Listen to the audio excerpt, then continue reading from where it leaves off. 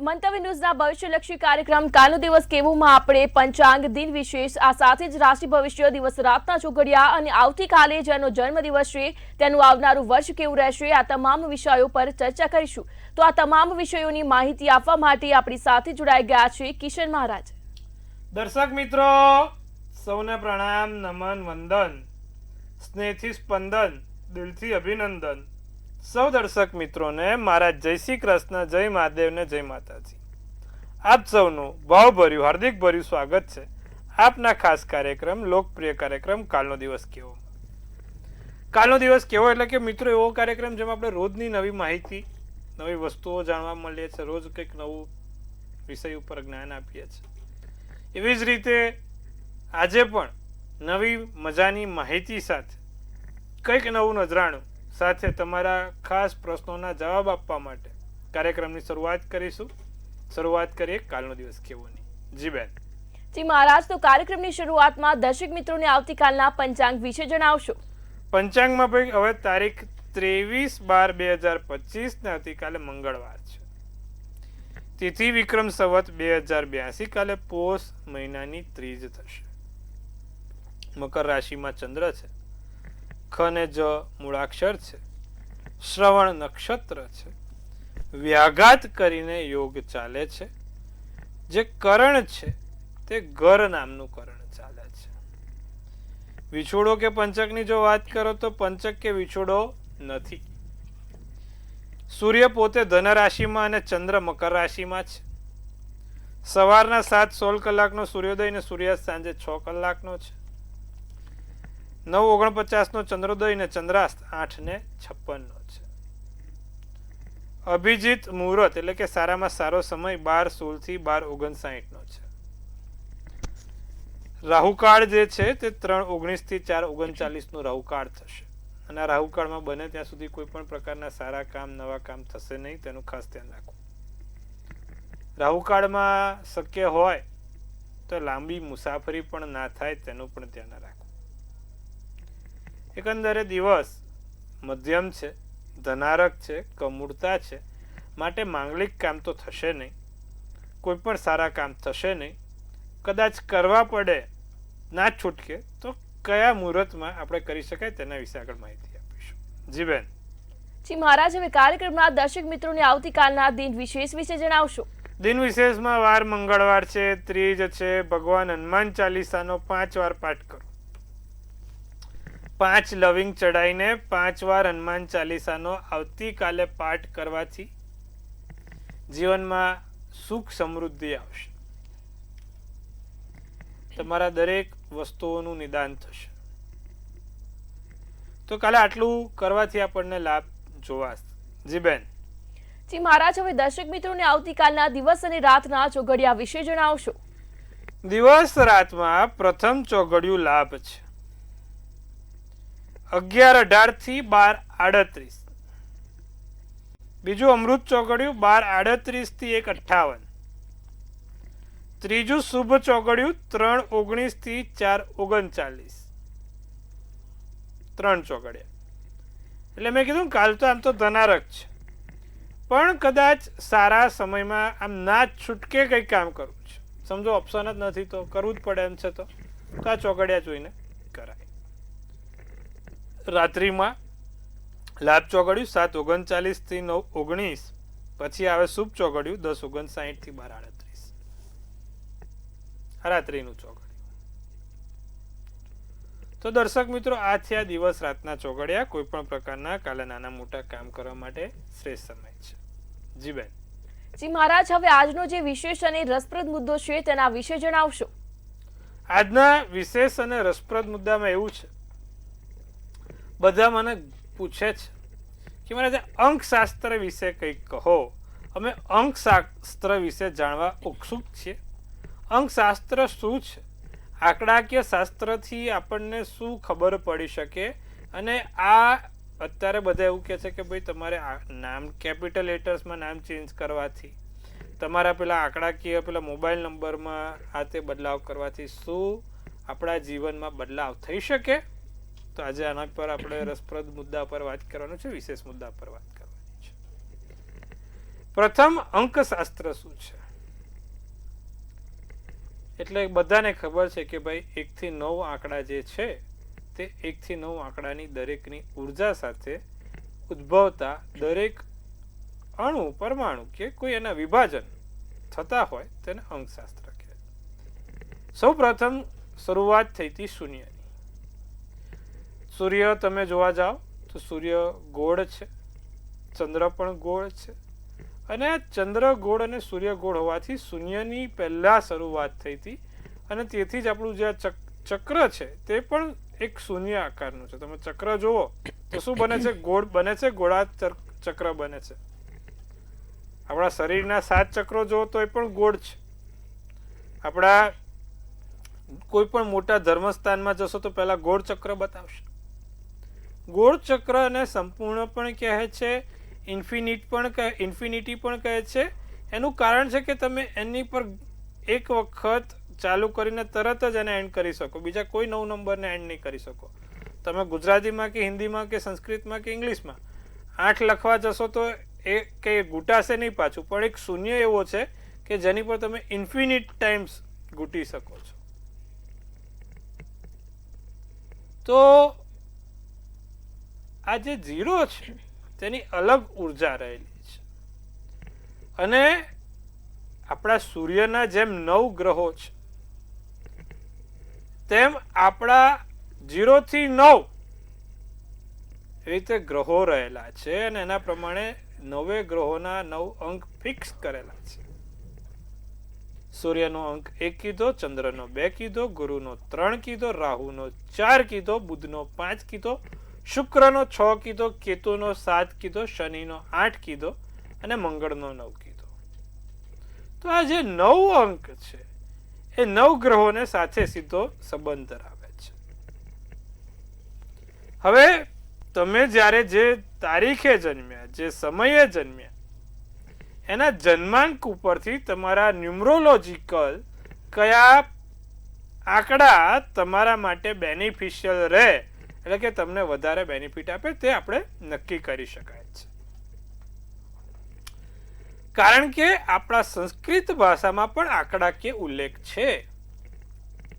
પણ જે લોકો એવું કહે છે કે હું મારા નામના કેપિટલ લેટર્સમાં બદલાવ કરું, કે હું મારા મોબાઈલ નંબરમાં હું ડિજિટ બદલાવ કરું, તો એમાં હું પોતે એમાં હું વિશ્વાસ રાખતો નથી. કારણ કે સનાતન સંસ્કૃતિમાં જ્યારે વેદો અને શાસ્ત્રોની રચના થઈ તે સંસ્કૃત ભાષામાં થયેલી, અને અંગ્રેજી ભાષા ત્યારે સાવ લુપ્ત હતી. સંસ્કૃત ભાષાને આયે 5000 વર્ષ થયા છે, અને જ્યારે અંગ્રેજી ભાષાને આયે 2500 વર્ષ થયા છે. માટે થઈને સંસ્કૃત ભાષામાં જ્યારે આપણા શાસ્ત્રોનું વર્ણન હોય તો મને નથી લાગતું કે અંગ્રેજી ભાષામાં એને કોઈ સીધો સંબંધ બેસી શકે. આંકડાકીય એટલા માટે બેસી શકે કે ભાઈ હિન્દી, સંસ્કૃત અને ગુજરાતીમાં પણ આંકડા છે, એવા અંગ્રેજીમાં પણ આંકડા છે, તો એનો સીધો સંબંધ બેસે. પણ પેલામાં કોઈ સંસ્કૃત ભાષા અને લેટર ભાષા, ઇંગ્લિશ લેટર ભાષા સેમ થતી ક્યારે નથી. અને મોબાઈલ નંબર એટલા માટે નહીં કે આજથી તમે કદાચ 10 વર્ષ, 20 વર્ષ કે 30 વર્ષ પહેલા જોવા જાઓ તો શું કોઈ મોબાઈલ નંબર હતા? જવાબ છે ના. તો પણ છતાં એ લોકો ન્યુમરોલોજીકલ પ્રમાણે જીવન જીવતા હતા. માટે કોઈ મોબાઈલ નંબર તમારી લાઈફમાં બહુ ઇફેક્ટ આપે તે હું પર્સનલી માનતો નથી. બીજા બધા માનતા હોય એનું આપણે ખબર નથી, પણ જ્યારે કોઈ વસ્તુનો ઉદ્ભવ જ નહોતો તો પણ લોકો શાંતિથી જીવન જીવતા હતા કે એનું કરતા હતા, તો પછી આ કઈ રીતે થઈ શકે? પ્રશ્નાર્થ થાય છે. માટે તો મિત્રો આજે સરસ મજાની આપણે આ ચર્ચા કરી છે.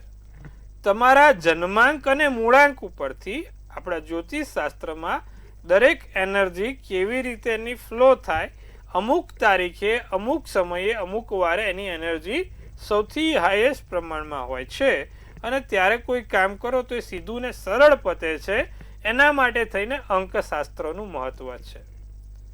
જેમ કે જેની જન્મ તારીખ 3/1 છે અથવા તો 3જી છે, 5મી છે, તો એ 3જી તારીખે, 5મી તારીખે, 12મી તારીખે, 14મી તારીખે, 22મી તારીખે, તો આવું બધું જ્યારે પણ અમુક એની દિનાંક મૂળાંક પ્રમાણે જન્માંક મૂળાંક પ્રમાણે કરે તો એ સમયે એનું ભાગ્યનું બળ વધતું હોય છે ને એના કારણે એનું કામ થતું હોય છે.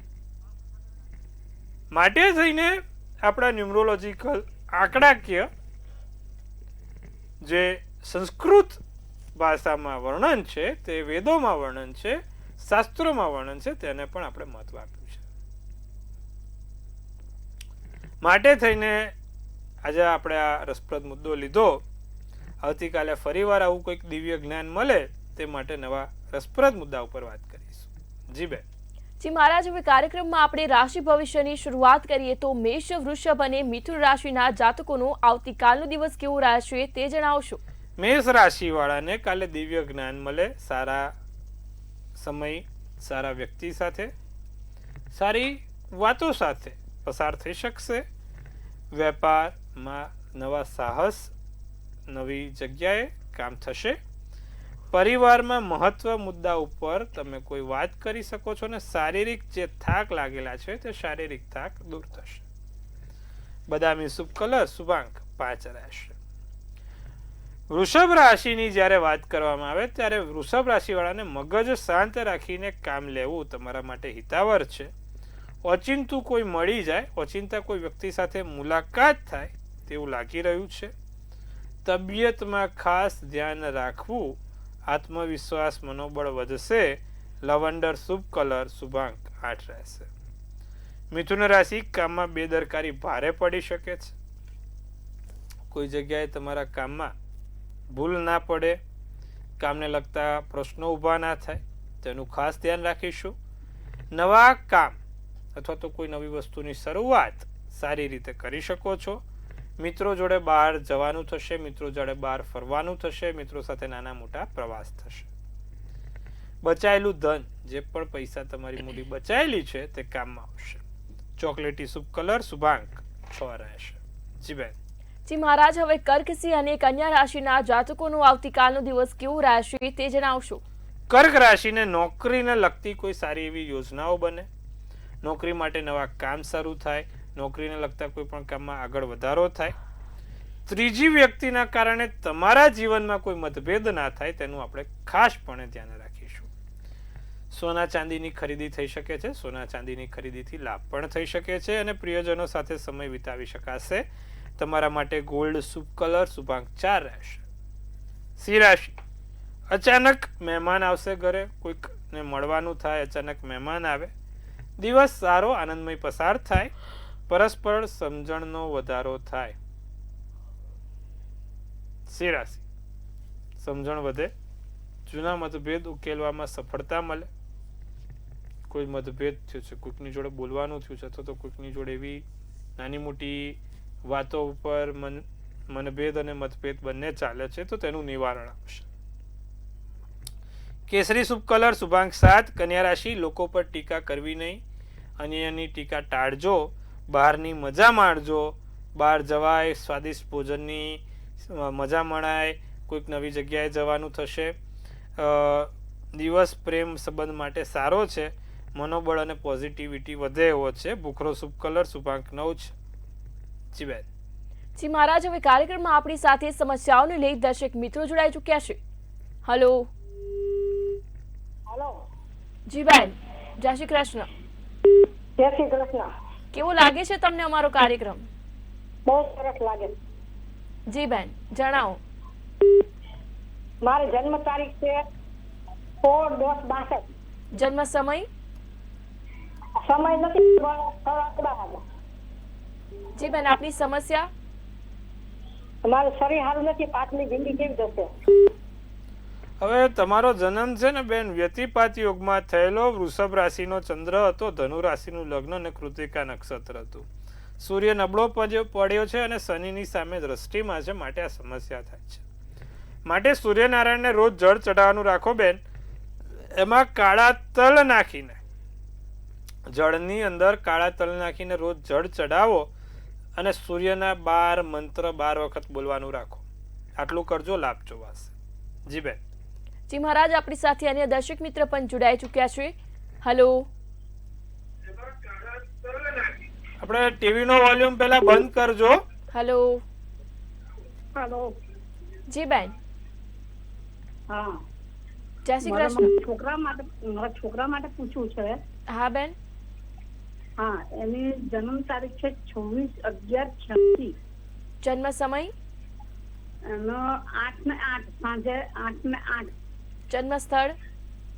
ને સુરત. જન્મ સ્થળ સુરત છે. હવે એના છે ને એક મેરેજ થયા છે, 2 મહિનામાં વહુ ચાલી ગઈ છે, 10 વર્ષથી કેસ ચાલે છે. તો એ છૂટાછેડા આપતી નથી. એકદમ મારે એ જાણવું છે કે એના છૂટાછેડા મળશે અને એના નસીબમાં પત્નીનું સુખ છે કે નહીં. જી બેન. હવે જે પ્રમાણે બાબાની કુંડલી છે, કન્યા રાશિનો ચંદ્ર, મિથુનનું લગ્ન, ઉત્તર ફાલ્ગુની નક્ષત્ર, બુધવારના દિવસેનો જન્મ હતો ને દસમની તિથિ હતી. કુંડલીમાં જે પ્રમાણે યોગ બને છે, સૂર્ય શનિ ક્યાં છે તો કે 6ઠ્ઠા સ્થાનમાં. 6ઠ્ઠું સ્થાન કોનું કીધું? રોગ, ઋણ અને શત્રુ ઊભા કરે. અને 7મા એટલે કે જે પત્નીના સ્થાનનો માલિક ગુરુ મંગળ સાથે છે. હવે બેન આમાં શું થાય કે આમાં આનું કોઈ નિવારણ નથી. સૂર્ય શનિ 6ઠ્ઠે અને પણ વૃશ્ચિક રાશિના છે. 2 વસ્તુ કરો. દરરોજ જે બાબાને કહો કે ભાઈ સૂર્યનારાયણનું જળ ચડાવે કાળા તલ નાખીને, અને એક 7 મુખી રુદ્રાક્ષ કાળા દોરામાં એને સોમવારના દિવસે પહેરાવડાવો. સાથે દરરોજ નિત્યક્રમ પ્રમાણે આદિત્ય હૃદય સ્તોત્રમનો પાઠ એક કરશે તો એનાથી ચોક્કસથી લાભ થશે. આટલું કરાવડાવો, લાભ જોવાશે. જી બેન. જી મહારાજ, આપણી સાથે અન્ય દર્શક મિત્ર પણ જોડાઈ ચૂક્યા છે. હેલો. હેલો. જી બેન. 22/2/97. જન્મ સમય? બપોરના 2:15. અને સ્થળ? દાહોદ. જી બેન, આપની સમસ્યા જણાવશો. એને લગ્ન ક્યારે થશે જી બેન. અને આગળ ભવિષ્ય કેવું છે? સિંહ રાશિનો ચંદ્ર, કર્ક રાશિનું લગ્ન, પૂર્વ ફાલ્ગુની નક્ષત્ર 14ની તિથિ છે. શનિ કેતુ છે બેન. અને અત્યારે જે પ્રમાણે મહાદશા અંતરદશા બેઠી છે, 2027 પછી એની કુંડલી સારી બળમાં આવશે. ત્યાં સુધી થોડોક સંઘર્ષ છે. શું કરવાથી લાભ થાય? દર શનિવારે પીપળે સરસિયાના તેલનો દીવો કરે. સાથે એક લાજ વ્રત કરીને રત્ન આવે છે તેનું ધારણ કરે, જેથી એને ભવિષ્યમાં લાભ થાય. આટલું કરાવજો, લાભ જોવાશે. જી બેન. જી મહારાજ, આપણી સાથે અન્ય દર્શક મિત્ર પણ જોડાઈ ચૂક્યા છે. હેલો. હેલો. હેલો, જય શ્રી રામ. હેલો. હેલો, જય શ્રી રામ. જય શ્રી રામ. જય શ્રી રામ.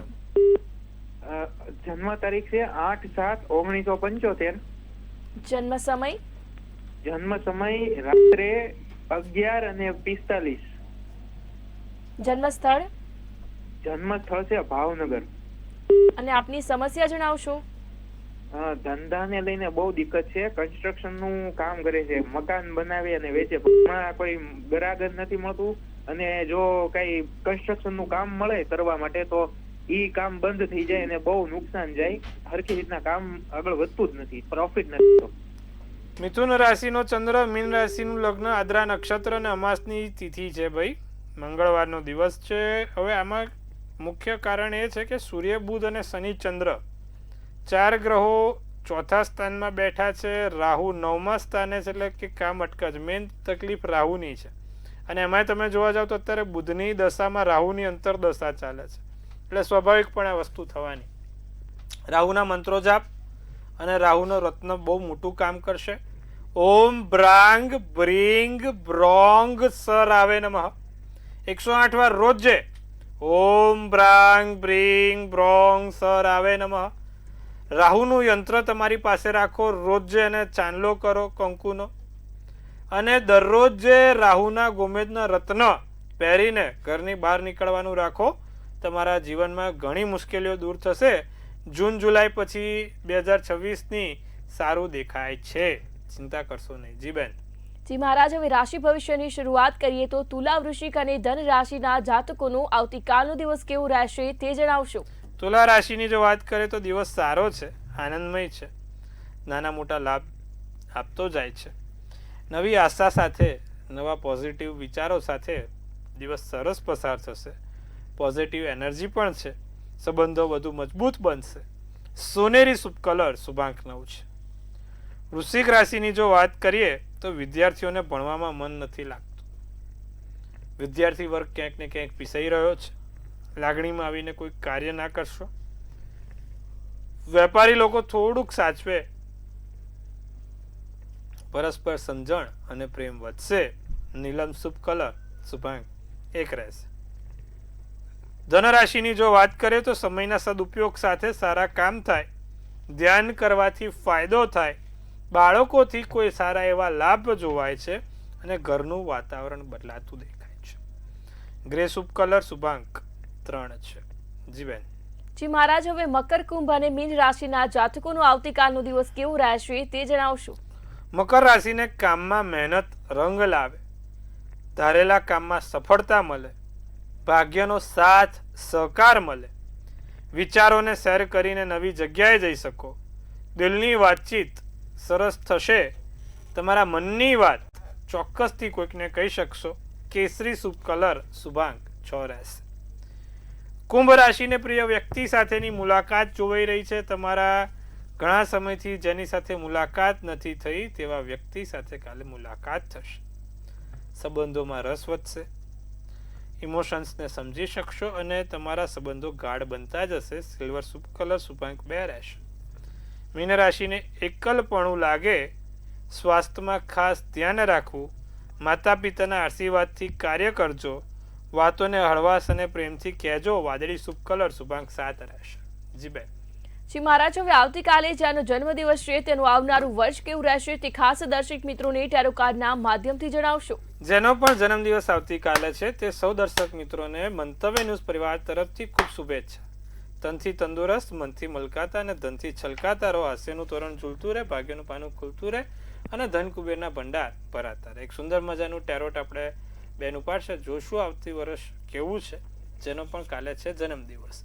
તો ભાઈ એક સુંદર મજાનું કિંગ ધ એમ્પ્રોર કરીને કાર્ડ કાઢ્યું છે. શું સૂચવે છે ધ એમ્પ્રોર કરીને કાર્ડ અને શું કહી રહી છે આપણી ડિયર એન્જલ્સ? તો એક તો ભાઈ રાજકીય પ્રવૃત્તિમાં આગળ વધી શકો છો. રિસ્પેક્ટ અને લીડરશિપ વધશે. સરકારી નોકરી અથવા સરકારી કામ મેળવવા માટે તમે જે લોકો પણ ઉત્સુક હોય તો આ કામ સફળ થશે. અને હા, જમીન મકાનને લગતા કામોમાં ફાયદા જોવાય છે. સારા એવા સાધનોની પ્રાપ્તિ, સારી એવી કોઈ પણ મોટી પ્રોપર્ટી ઇન્વેસ્ટમેન્ટ કે જમીન મકાનથી ફાયદા દેખતા જોવાય છે. શું કરવાથી લાભ થાય? જેનો પણ કાલે જન્મદિવસ છે, દર મંગળવારે 2 કેસરી બુંદીના લાડુ હનુમાનજીને ચડાવી દેજો. વરસ સારું ને સુંદર જોવાશે. જી બેન. જી મહારાજ, કાર્યક્રમમાં અમારી સાથે જોડાયા દર્શક મિત્રોને આટલી સરસ માહિતી આપી તે બદલ આપનો ખૂબ ખૂબ આભાર. હર હર મહાદેવ. ખૂબ શુભેચ્છાઓ.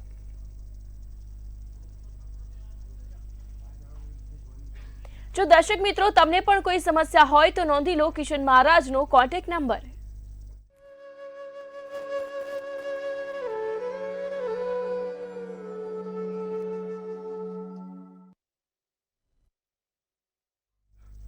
મંતવ્ય ન્યૂઝના ભવિષ્યલક્ષી કાર્યક્રમ કાલનો દિવસ કેવોમાં હાલ બસ આટલું જ. વધુ અપડેટ માટે જોતા રહો મંતવ્ય ન્યૂઝ. નમસ્કાર.